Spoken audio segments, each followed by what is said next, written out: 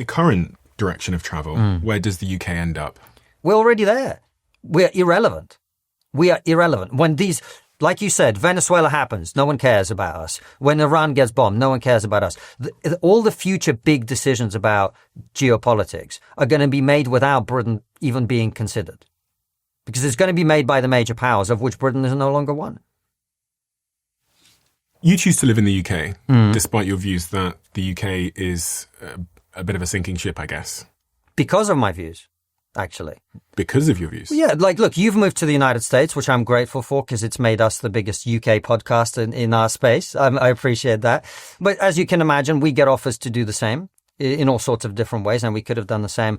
I love this country. I'm very grateful to it, and I feel to stay and fight for it and to articulate my views and try and persuade people to my point of view so that we can have a British renaissance, so that we can have a British recovery is my duty for as long as I can do that. And if at some point, I feel it's completely futile, which I do not. So you're hopeful? I'm not despondent to the point of giving up is where I am. Are you hopeful? No. But I'm also not at the point where I feel it's futile. I think there is an opportunity to turn things around if everything comes together, and we're very fortunate. And that's what I'm hopefully trying to contribute to. Through history, when companies pursue the strategy that the UK is currently pursuing, where does it end up economically? Well, Stephen, you're the business guy. You tell me. No, but I don't have the greatest view of history, and so I'm wondering if there's, because in the UK, I was born 33 years ago in Botswana, and I moved to the UK when I was young. And I've always known the UK to be important and consequential. And the economy to be, much better than where I'm from in Botswana. So it's almost inconceivable for a British person of my age to think that the UK could ever not be that. Yes. Because it's always been in my lifetime. Yes. Anyway. But that is in many ways, I'm not pinning the blame on you, obviously, but that is in many ways how we got here, because what we thought collectively was, well, look, no matter what we do, we're always going to be Great Britain. We're going to have a great economy. We're going to have a strong military. We're going to have this. We're going to have influence in the world. And then we started doing lots of stupid shit. And that's how we've ended up in the place that we've ended up. So this country has every potential to be great. The people are incredible. The level of education, the scientific and technological advances that this country has produced, the cultural. Look at the greatest bands in human history. Well, half of them are British. Comedians, stand-up comedy is not a British invention. It was actually invented in America.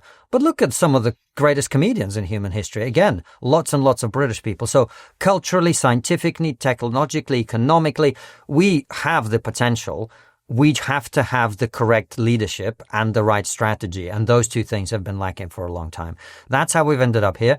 Can we turn it around? It's going to be very, very, very difficult. But we've got to try. Why would these issues impact us on an individual level? So I'm thinking about the average person listening now, whether they are in the United States or here in Britain. This stuff happens kind of up above us and we get on with our lives. But what are the symptoms we'll begin to see through this multipolar world or the fall of Britain? You're already poorer today than you were 20 years ago, per capita. In the UK? In the UK. Yeah.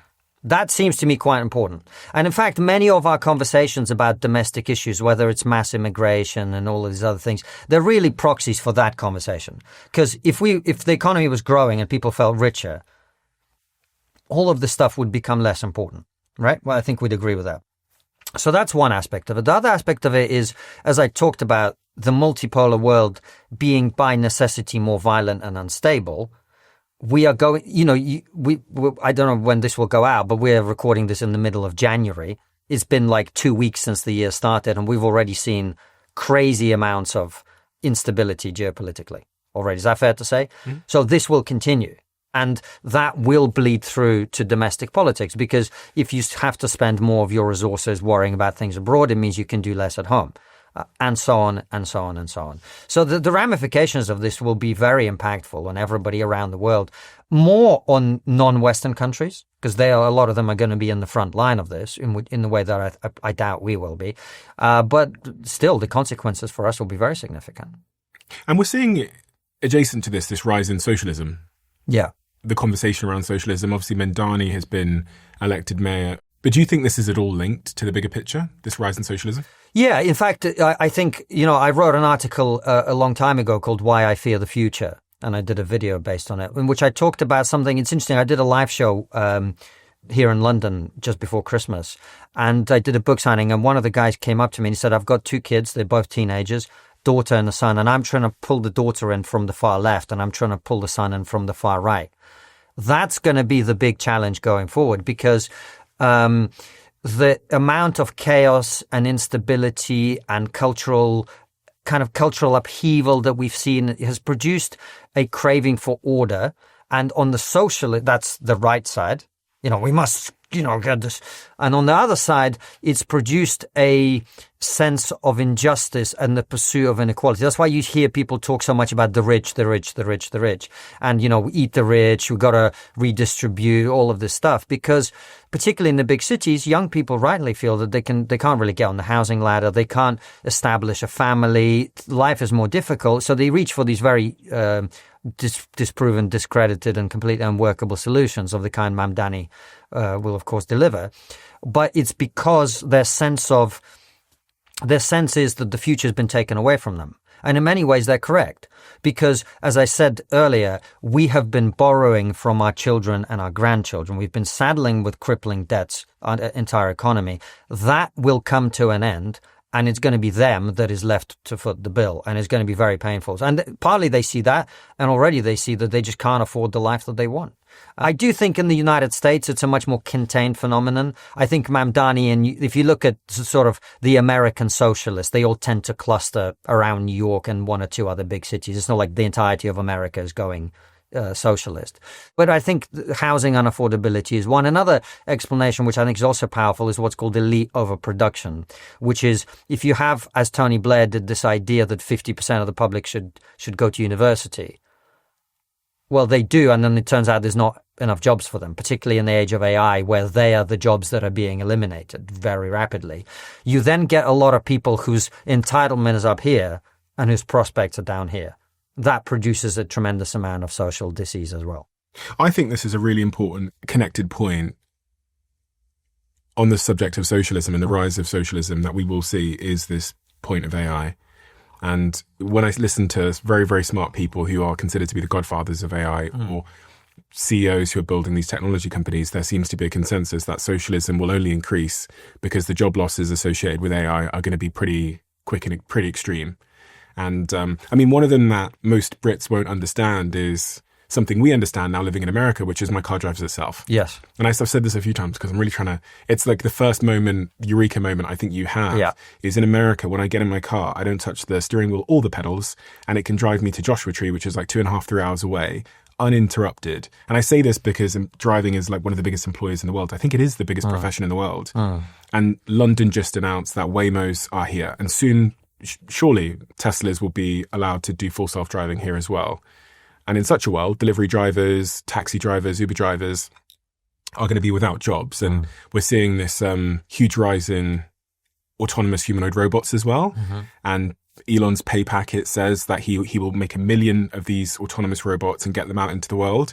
And Jason Calacanis, who just visited Elon's factory, said there'll be 1 billion of these. And he thinks that we won't even remember Tesla for making cars. We'll only remember them for the robots they're made, because these Optimus robots, which are coming, are going to be so consequential. And the last point here is a very good friend of mine who runs this big sort of innovation accelerator in San Francisco. I visited the accelerator a couple of weeks back, and I said to him, why is everybody here, all these young founders, these 40, 50 young founders in your building called Effing, all working on robotics?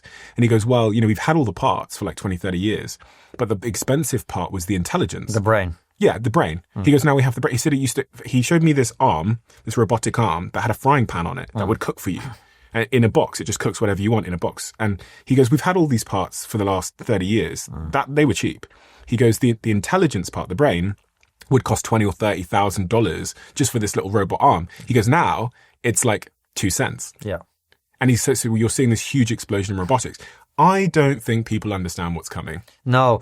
Going to San Francisco is eye-opening on 2 levels. Number one is like 1/4 to 1/3 of the cars on the road don't have drivers. Yeah. And just visually seeing that is so striking. But the other thing is talking to some of the people involved. There are some people who are fairly sensible about it, fairly responsible among the founders, although they will still say, and I think they're right, that like if we don't do this, China will, and so we've got to do this. But there's also a lot, and I'm sure you've encountered, there's a kind of, that famous Facebook mantra of move fast and break things. Mm-hmm. There's a lot of that going on in the AI space. And so it's going to be hugely impactful. I don't claim to know all the little details of how that will play out, other than to say it's going to be very disruptive. And disruptiveness has happened throughout human history. It's always produced a backlash. It's always caused a lot of disease, but then humanity has managed to recover. This is different level, and we will see how it plays out. But yeah, of course it's going to be, and yeah, a world in which millions of people no longer have jobs, and most of them are disproportionately young people who are more prone to extremism anyway. Yeah, that's not a pretty picture. And one would assume that the wealth will accrue to a few. Yes. In such a scenario. And what's funny is I have said, really only half jokingly, I wrote a whole book about my opposition to communism and socialism based on experience, but in a world in which no one has a job, I'm like 100% on board with communism. Do you think that's the world we're heading towards? Possibly. Yeah. But it makes sense. If you think about it from the perspective of 50 people in the world have all the money in the world and everyone else has no job, I think a little bit of wealth redistribution is going to be unavoidable in that situation. And it can either happen voluntarily or it's going to happen at the end of bayonets. That's the choice. When you say communism would be the only choice in such a scenario, what does that mean? It means everybody gets paid for existing. Right? Well, what else is there? You're going to create fake jobs for people? That's not going to work. Right. So if all the wealth in the world is going to be created by robots, a world in which the products of their labor, it only accrues to 50 people who had the idea or did the work 20 years ago, that's not going to sustain itself. And so it would be very, very unwise of those people to attempt to hold on to all that wealth. It would not end well for them, in my opinion. On a personal level, this disruption is going to happen in your lifetime. Yeah. Are you thinking much about it or planning for it at all? Has it changed any of the decisions you make on a day-to-day basis or month-to-month basis? Well, I'm very fortunate that I am probably a little harder to replace with a robot just because people don't really want to hear robots' opinions, I would imagine. We might get to that point, but I think it's unlikely.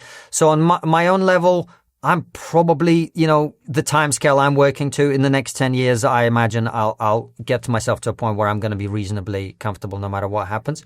For my children... That was us cutting forward 10 years. And Yeah. It's just totally... me just unemployed, long... Mate, I can't believe what happened. For my children, it's a very different conversation. So a lot of people are like, well, what should I teach my children? And people are, oh yeah, this should be a plumber. I don't think you're going to need plumbers 15, 20 years from now either. So I honestly don't know what that future looks like.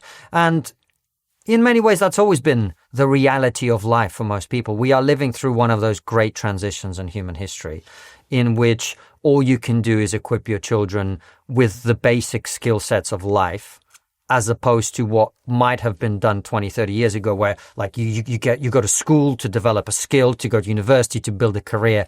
Now you're going to have to show a lot of flex in this modern world. So you're going to have to be personable. You're going to have to be resourceful. You're going to have to be creative. You're going to have to have a positive go-getter mindset. You're going to have those basics nailed down, as opposed to here's the career that you've been predetermined to have. Unless, of course, you go into AI and robotics, in which case you probably won't be replaced for at least 5 years. I think there's something to the fact that there's an angst with AI. And when, people listen to podcasts all the time, everyone who has a job in a big corporate environment now is being told by their CEO that you better learn AI or it's going to replace you. So we're living in this moment of there's like aliens coming over the horizon and we've spotted them. They're not quite here yet, but it's like saying to the general public, look, there's aliens coming and they're coming for your job and everything you value. That angst in and of itself, I think, can drive people towards ideas like socialism, understandably. Yeah. Because it's a deep existential angst. And also a lot of the AI people, not all of them, a lot of them are but a lot of them are being deeply irresponsible and very unwise with their messaging. Last time I was in New York, I was walking through Times Square, there was this giant billboard which said, it was the name of the company, which I don't remember, "Stop hiring humans, the age of the AI employees here." I'm going, have you really thought about this? Have you thought about putting your company's name on this poster? Do you understand the impact this is going to have on a normal person looking at that? But they are so, the thing is with AI is the positive upsides of it are limitless, literally limitless. And so a lot of the people who are in that space, that's what they focus on. And they're like, we can solve cancer, we can solve medical problems, we can have AI that's better than any physicist that's ever lived, that can give us the eternal engine or whatever. We don't need energy anymore. Like, there are all sorts of crazy things that come out of AI that are potentially beneficial. And that is exciting. But the angst that you talk about, I think, is there. And I think it's also quite rational. You just reminded me of a video that came out this week from Elon where he says this. I'll play it for you. I think it's this one's. So Elon's talking about the robots that are about to be released from Tesla, which are called Optimus. And someone's asking him how good they will be at surgery. Do you think Optimus will be a better surgeon than the best surgeons? How long for that? 3 years. 3 years. Okay. Yeah. And by the way, I'd say 3 years. 3 years at scale. Yes. There will probably be more Optimus robots that are great surgeons than there are all surgeons on Earth. And the cost of that, but that's an important statement in 3 years' time. Yeah. Because medicine, I'm not like absolutely certain, but I'd say if you say like 4 years, I'd be absolutely If it's 4 or 5 years, who cares? It's still an extreme precision. Yes. 3 years. Yes. Better than any, probably, I'd say if you like put a little margin on it, better than any human in 4 years. Who's in plastic surgery. By 5 years, it's not even close. I think your point was medicine is going to be effectively free. The best medicine in the world. Everyone will have access to medical care that is better than what the president receives right now. So don't go to medical school. Yes. Pointless. Yeah. Pointless going to medical school. Look, he knows way more about this than I do. I would also say that I think both the incentive structure and his personal temperament lean towards a kind of optimism, and there's a sales dimension to this as well, obviously, because he's one of the people producing this stuff. So his optimism may be a product of the incentive structure that he's subject to. But even if it's not 3 years, I don't think it's more than 10 years. Yeah. So that's the time frame. And given how long it takes to train to become a doctor, yeah. I want to talk about the situation in Iran. We're seeing what one might call an uprising at the moment, where protesters are on the street in a country where it is very, very dangerous and also very brave to protest against the leadership there. Where does this fit in the broader context? What the hell is going on? I am not an expert on Iran, but effectively what's happening in Iran is an attempted counter-revolution. So they had a revolution in 1979. They overthrew the ruler, the Shah, and they replaced him with an Islamic dictatorship, which is what you've had since 1979. And the people of Iran have attempted to overthrow this Islamic dictatorship repeatedly. They've always been brutally suppressed, and that's basically what's happening now again. And does this fit somewhere into the broader conflict of geopolitics in the US, the multipolar? Well, only in the sense that you can see that even President Trump, who's talked quite brashly about what he might do if this sort of gets out of hand, is still not, as we speak, doing anything about it on a kind of kinetic level. And that's partly for the reasons that we talked about earlier, which is the United States is the United States public are deeply skeptical about foreign interventions. And so the idea that we, the West, would support a regime change in Iran is not something that you can sell to the American people right now. And so he has to be much more careful about what he might otherwise have done in Iran. And so because of that, the leaders of Iran probably feel like they're in a better position to crack down and survive versus what might have happened in the past. I mean, Trump's been quite vocal in what he might do in his threats. He said that the US would come to the protesters' rescue, that we are locked, loaded and ready to go. He announced that countries doing business with Iran faced a 25% tariff on their trade with the US, ramping up pressure. And he called for Iranians to keep protesting. And then more recently, he said, I've cancelled all meetings with Iranian officials until the senseless killing of protest stops. Help is on the way. MIGA? Make Iran great again. Well, Iran, one thing that should be said is the Persian Empire and the Persian people are a great people with a very rich history. And what's interesting is in attempting to I don't know if you've ever seen pictures from Tehran from before 1979. It's like women walking around in miniskirts and all the rest of it.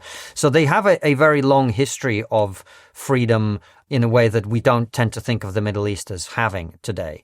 And that's an example of how it's perhaps different from other parts of the Middle East. But you can see the reluctance to actually do anything about it, because the question is, well, let's say you do remove the current leadership. Let's say you bring back the son of the former Shah, Reza Pahlavi. He oversees a transition to some kind of democratic thing. Who is there protecting that process from being disrupted by the remnants of the old regime? Who's going to do that? Is there American boots on the ground? Because there's literally zero appetite for that in America. That's the challenge that I think he faces, which is probably why he hasn't done anything. And how do you think the story plays out? No idea, mate. No idea. I have no idea what's going to happen here. I fear, unfortunately, that what the regime will do, I'm not saying this is what will happen, but my fear is, and it's one of the reasons that I sympathize so deeply with the Iranian people that are rising up against their oppression, but I am wary of encouraging them unless we are willing to back them fully. This is exactly in a way that what happened with Ukraine. There was a lot of rah, rah, rah, and there was not nearly enough support to actually help them defend their country. My fear is there will be a lot of rah, rah, rah. We support the Ukrainian people. We stand with them, blah, blah, blah, blah, blah. But ultimately, the regime will kill more of them, and it will kill enough of them for this to go away. That's my worry. If you love the Diary of a CEO brand and you watch this channel, please do me a huge favor. Become part of the 15% of the viewers on this channel that have hit the subscribe button. It helps us tremendously, and the bigger the channel gets, the bigger the guests.